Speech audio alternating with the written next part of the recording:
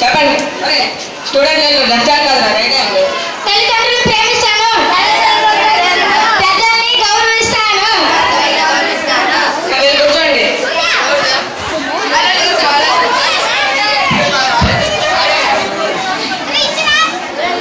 మిగతా వాళ్ళు లేరా? సార్ కూడా లేడుకి వెళ్దాము.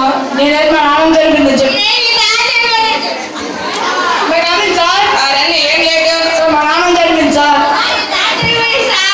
లేదు మా నాన్న జరిపిందని చెప్పాలి కదా. ఇప్పటికీ మీ నాన్నని 3 సార్లు చెప్పావురా? నమ్ముతానని చెప్పాను సార్. నమ్ముతానని చెప్పాడు. కూర్చోండి. హోంవర్క్ తీయండి. కూర్చో కూర్చో కూర్చోరా. మీరేంటి నువ్వు నించోరా. హోంవర్క్ ఏది? రాయలేదు సార్. ఎందుకు?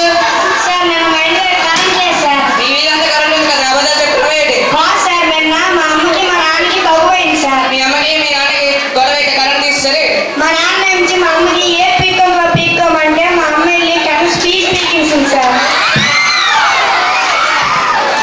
ఒక ప్రశ్న అడుగుతాను, జవాబు చెప్పండి. హైదరాబాద్ నుంచి సికింద్రాబాద్ వెళ్ళాలంటే ఎంత సమయం పట్టింది? చెప్పు. 1 గంట 2 నిమిషాలు సార్. చెప్పు. ఆ అబ్బాయి చెప్పింది తప్పు సార్. 20 నిమిషాలు పడుతుంది. అక్కడ ఏం పర్లేదు కదా సార్, మన ఇంటికి వెళ్ళాలి. మళ్ళీ నువ్వు ఎందుకు వెళ్ళారా? నించోరా. నువ్వు పెద్ద తేటదు. పోలీస్ అయ్యి దొంగలు పట్టుకున్నాను సార్. Very good. చెప్పండి కొట్టండి. నించోరా. నువ్వు పెద్ద తేటదు. దొంగలాటం సార్. ఎందుకు? సార్ ఈ అబ్బాయి పోలీస్ అయ్యి దొంగలు పట్టుకున్నాను కదా సార్. ఇక్కడ దొంగలు లేదు సార్, ఎందుకంటే దొంగలాటం సార్. నించోరా. నువ్వు పెద్ద తేటదు. డబ్బు బంగారం పెడతాను సార్. ఎందుకురా? సార్ దొంగతనం, దొంగ వారికి దొంగతనం చేయడం పడవు కదా సార్. అందుకని